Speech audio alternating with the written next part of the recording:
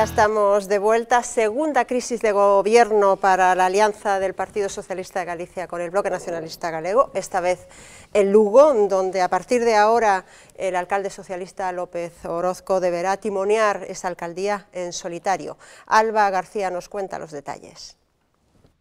Finalmente, José López Orozco se quedó sin socio y solo en el gobierno del Ayuntamiento de Lugo. La imputación del socialista en la operación Pokémon hizo que la militancia del BNG votara a favor de romper el pacto sobre el que hasta el pasado martes se sustentaba el gobierno de una de las ciudades gallegas. Despois da imputación ao alcalde por feitos relacionados coa xestión pública e a non ser atendida a petición de dimisión, o BNG, en exercicio de coherencia e que a finalidade de preservar as institucións democráticas, abandonamos o gobierno. La pérdida de confianza es la explicación que dan los nacionalistas a su decisión. López Orozco aseguró respetar la marcha de sus socios de gobierno, aunque insistió en que no la comprende. Además, el alcalde es consciente de las dificultades que supondrá un gobierno en minoría.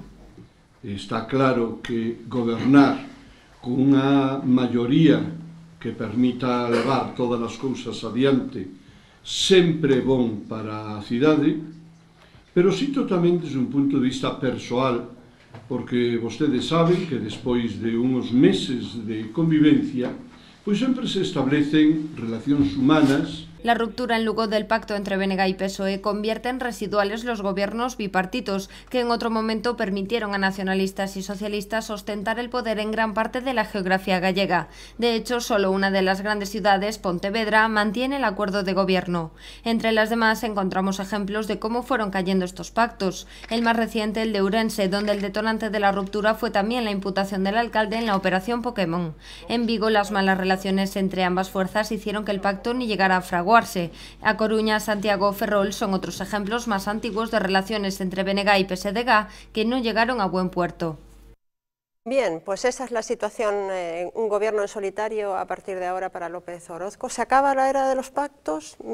¿Es esto el principio del fin para esa alianza? En cualquier caso, de todas formas, el pacto reside en lo que después decía el responsable local del BNG, que decía, bueno, nos vamos del gobierno, vamos a dejar de apoyarlo, pero vamos a frenar la entrada del PP, con lo cual, bueno, al fin y al cabo van a permitir que Orozco gobierne. No creo que existan muchas discrepancias. Ha dicho el alcalde de Lugo que va a seguir gobernando con el programa pactado con el BNG, con lo cual entiendo que es una salida del gobierno de cara a la opinión pública, pero con red. Es decir, usted va a seguir siendo el alcalde con nuestro, si no nuestro apoyo, al menos nuestra omisión para que usted deje de ser alcalde.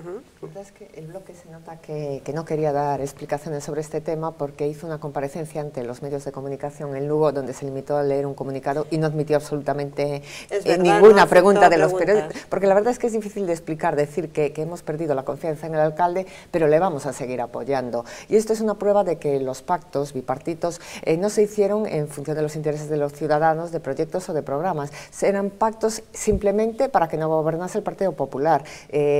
No pactaban, decían, ¿qué vamos a hacer en el urbanismo en Lugo? ¿Qué vamos a hacer en economía? ¿Qué vamos a hacer en servicios sociales? Escuchemos lo que propone el PP, escuchemos lo que propone el PSOE y planteemos que le ofrecemos a los vecinos, pero no, el programa no importaba absolutamente nada, lo único que se trataba era de frenar al partido más votado, que en este caso fue el Partido Popular, y no olvidemos que Jaime Castiñeiras quedó a menos de 500 votos de la mayoría absoluta, y esto es una prueba más de que no se funciona en función de los intereses de los vecinos de Lugo, sino de los intereses de los dos partidos para mantenerse en el poder. Bueno, la Corporación de Lugo está formada por 25 concejales, de ellos 11 tiene el Partido Socialista, 2 el Bloque Nacionalista Galego y 12 el Partido Popular. Que fue votado por más del 45%. Yo creo que se puede plantear el problema de la lista más votada, ¿no? Puede gobernar en minoría porque va a tener el apoyo de la actitud triste del bloque, que es decir, yo dejo esto pero voy a seguir apoyando, con lo cual lo único que han hecho es perder un sueldo si es que lo tenían. Me parece que es muy triste dar este planteamiento de cara a la opinión pública, como decía Pablo, pero que al final va a seguir manteniendo. Lo lógico es decir, o usted dimite, o yo le retiro el apoyo y tiene que dejar el gobierno. Eso sería realmente un planteamiento serio de alguien que dice quiero arreglar la situación, pero si no dice eso, bueno, pues a ver cómo salimos. Y habéis visto que también el look que presentaban era muy batasuno. No era Bloc, era batasuno en todo su planteo, hasta en no admitir preguntas, que eso también es una tendencia muy batasuna, ¿no? Y estos de Lugo, yo creo que Ana los conocerá quizá mejor, pero parece un bloque muy batasuno. Me ha sorprendido la imagen. Creo que un pañuelo palestino, disculpa, sí, pero bueno, sí, no era un look. Bueno, hasta ahí llegaríamos, eso también es legítimo, Arturo, que usen el pañuelo que quieran. No, yo digo habla de actitudes, y habla de actitudes, lo de no admitir preguntas de los periodistas. En cualquier caso, el grupo, unos delante, detrás, la seriedad, la forma de decir eso. No tiene nada de criticable, en mi entender, que existan las coaliciones en las diferentes formaciones políticas para llegar a cabo, digamos, acciones de gobierno. Para mí no tiene nada de criticable. Lo que sí tiene mucho de oportunista es esta actitud ambigua, efectivamente, de que yo te voy a seguir manteniendo un apoyo con el objeto de que no te veas obligado a irte. Evidentemente se triplica, digamos, la acción oportunista, porque en cada votación que se haga y en cada acción que pretenda hacerse va a tener que pasar, claro, evidentemente, por el visto bueno de unos supuestos coaligados que ya no están. Bueno, desde ese punto de vista sí me parece jugar bastante con el voluntarismo de la ciudadanía, de que en su día sí ha puesto la confianza en determinados, digamos, partidos políticos que luego han optado dentro de esa pauta legítima de coaligarse, pero que una vez que se rompe la coalición, evidentemente ya no tiene un sentido un gobierno, aunque sea con esa apoyatura muy puntual, ¿no? Por tanto, yo creo que ahí lo que habría que hacer era, evidentemente, presentar ya la descomposición del gobierno y que entrara a gobernar la lista más votada. O volver a plantear la elección del alcalde, con lo cual tendrían que retratarse. ¿A quién elegimos? Sí. ¿Al sustituto de Orozco? O a uno del Partido Popular? Bueno, pues tendrían que ver. De todas formas, Arturo, después de la crónica que hemos escuchado, que estaba muy bien relatada, hay muchos analistas que ya están comentando de que sí hay una nueva tendencia por parte del bloque de hacer una ruptura paulatina de todas las coaliciones que tiene gobierno en los diferentes municipios. Está claro que se ha venido haciendo y que parece que esa es una tendencia, ¿no? O sea, que le lleva un poco a alejarse. Que eso les ha costado algunos votos, ¿no? Exactamente. Esa política de país ha costado. Exactamente. De todas formas, recordemos también respecto a esto de los acuerdos que ahora se acaba de constituir la mesa del Parlamento. Cuando el bloque era la segunda fuerza en el Parlamento de Galicia, le cedió uno de los puestos de la mesa al Partido Socialista, y ahora acabamos de ver cómo el Partido Socialista se ha quedado con los dos puestos y no le ha dejado ninguno a su supuesto socio de gobierno en las instituciones gallegas. Bueno, esta semana se ha cumplido, lo comentaba también Pedro Puy aquí en el plató, se ha cumplido un año del gobierno del PP, no exactamente un año del gobierno del PP, un año más bien de la victoria del Partido Popular. Me gustaría rápidamente, porque bueno, ha sido un año sumamente intenso, una reforma laboral, una reforma financiera, 2 huelgas generales. Yo en esto siempre digo lo mismo, en un planteamiento de tener que hacer lo que le venía al Partido Popular y al nuevo gobierno. Es cuando tienes que hacer una construcción, lo primero que tienes que hacer es arrasar con todo lo que hay y empezar a escarbar. Y siempre te aparece un panorama desolador. Y esto lo hemos sufrido muchas veces. Para que una carretera esté arreglada y realmente se circule bien por ella, primero hay que levantarlo todo, tienes que irte por otro lado, tienes que sufrir los arreglos, los vecinos. Estamos en la fase, hemos vivido yo creo que este año en esa fase de tener que moverlo todo, y ha provocado diríamos que un malestar en la sociedad, porque había que hacerlo. El asunto está en que ahora ese malestar que produce las obras de recomposición, pues empiece a dar sus frutos, y uno dice, hombre, pues efectivamente nos ha aguantado 1 año, 2 años, pero ahora esto da gusto verlo, ¿no? A ver si eso es lo que hay que esperar, pero hemos pasado el año en que la obra estaba realmente haciendo algo que molestaba a los vecinos. O sea, que tú crees que el próximo es el año en el que vamos a poder disfrutar de la nueva carretera. Yo creo que carretera. vamos a echar la primera capa de hormigón sí. en el próximo. Buen símil. Yo paso del símil baloncestístico, de la construcción al baloncestístico, que es el que usa Núñez Feijóo habitualmente, y el presidente de la Xunta dice que, bueno, que estamos en las primeras canastas, y claro, que la gente quiere ya dar por perdido el partido, y que habrá que ver cómo acaban los 4 cuartos. Dicho lo cual, yo, aprovechando que hoy entraba en vigor, si estuviesen los impresos para ello, la reforma de la justicia, creo que hay un par de cuestiones que se han hecho que quizá han excedido la demolición inicial innecesaria que decía Arturo del edificio, ¿no? Quizá lo de la justicia y tal vez el tema de la atención a inmigrantes, creo que han sido medidas de una dureza quizá mayor de la necesaria. Que deberían haberse evitado. Sí. María, ¿tu balance?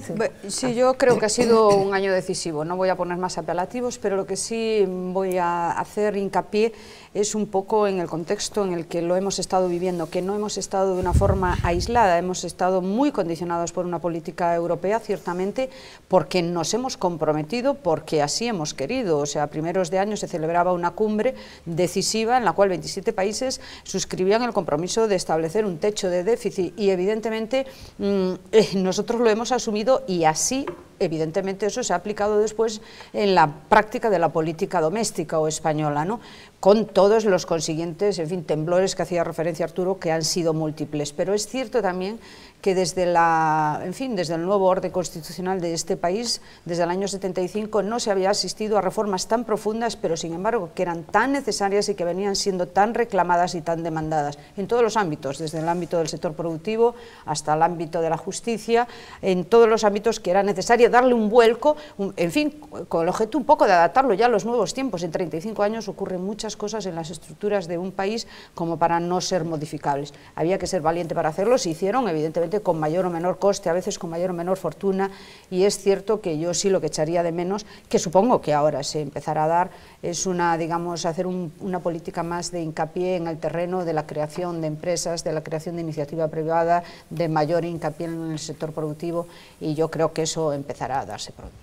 Bueno, Arturo hablaba de edificios, hablaba de baloncesto, yo hablaría de agujeros negros. Mariano Rajoy encontró tremendos agujeros negros, un déficit de 90.000 millones, de 2 puntos por encima casi 3 puntos por encima de lo que se había dicho. Se encontró la ministra de Fomento un agujero de 40.000 millones en AENA, se encontró la de Sanidad un agujero de 18.000 millones en Sanidad, es decir, que realmente la situación no podía ser más desoladora. Entonces, ¿de qué se ha tratado este primer año? Primero, una cuestión muy importante que es intentar recuperar la credibilidad de España.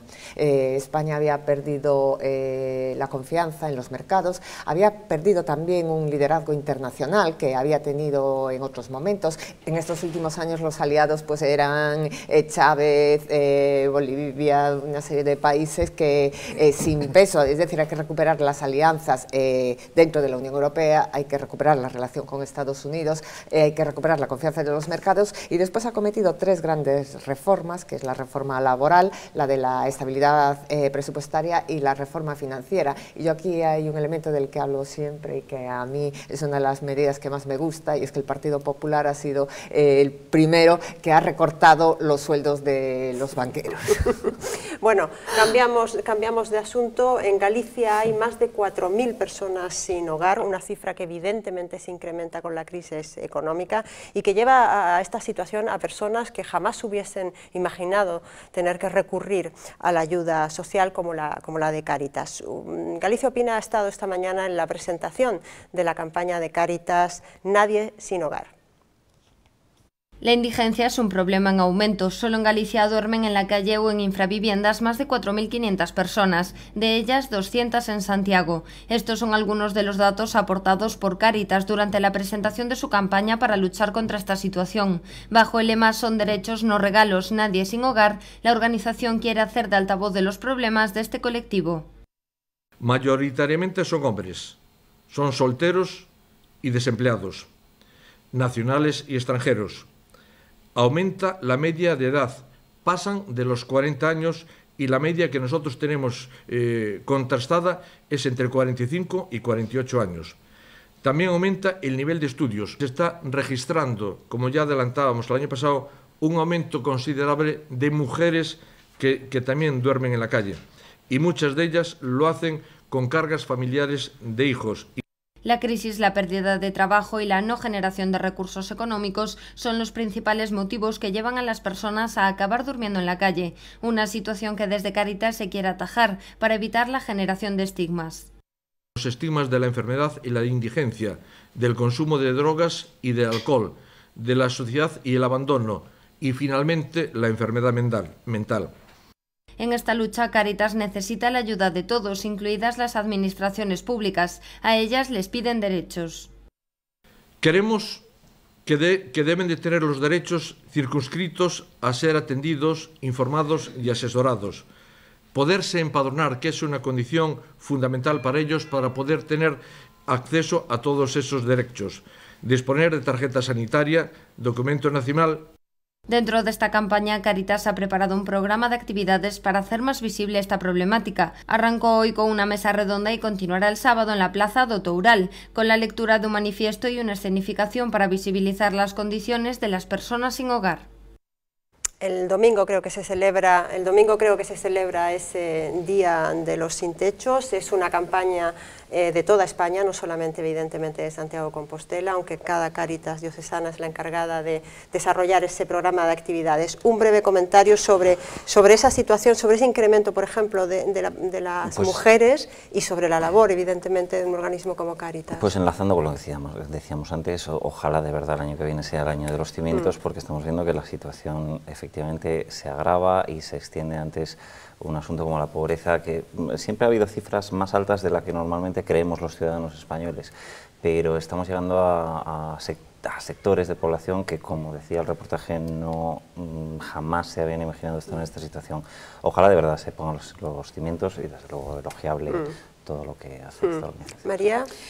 Sí, por supuesto, al margen de las, en fin, terribles tragedias que provoca la crisis económica, provoca también algo que es la solidaridad humana, ¿no? O sea, el sentimiento generoso y espontáneo de los ciudadanos que apuestan porque no haya ningún ser humano en condiciones infrahumanas, ¿no? Y perdón por la reiteración, pero en cualquier caso, Cáritas ha estado estos días muy en boga por ser una de las instituciones más serias a la hora, de desarrollar esta actividad humanitaria, y por tanto yo creo que con esa acción pues va a recabar aún más que nunca la solidaridad ajena, ¿no? Arturo. Yo, en el tema de los sin techo, me gustaría recordar que hubo unas épocas en este país en donde se construían muchas viviendas sociales y había un empeño bastante considerable en conseguir que gentes con poca capacidad adquisitiva pudiesen acceder a viviendas por sistemas muy económicos, mucho más fáciles que las actuales hipotecas y otros sistemas. Yo creo que sería una buena época para que, promovido y aprovechando todas estas campañas de Cáritas, que es la que al final es la institución social que al final está resolviendo los problemas en última instancia, cuando muchos de esos problemas los tendría que resolver la administración. Está asumiendo una responsabilidad que debía haberla asumido la administración, pero por las rigideces administrativas de la administración, al final se encuentra uno y dice, usted no tiene derecho a ir aquí, ni allí, ni al otro lado, porque primero no tiene documentación. Pues, no está empadronado, no tiene tarjeta sanitaria. ¿En dónde acaba? En donde efectivamente dice, mire, yo compruebo que usted es así y le ayudamos en todo lo que haga falta. Pero estos son situaciones ya muy extremas, pero lo otro de la vivienda sí que yo creo que sería muy bueno que alguien moviese viviendas sociales, viviendas que no tuviese que ser uno el que las tuviese que comprar. O aquí en Santiago ha habido mucha gente que ha estado con viviendas sociales con mucho, diríamos, con muchos años de alquiler y al final dijeron, a ver, quedaros con ella, por unos precios ínfimos. Bueno, yo tengo un amigo, 49.000 pesetas al final le cobraron para quedarse con el piso que había pagado toda su familia durante años. Esta solución a lo mejor es el momento de volver a sacarlo otra vez, ¿no?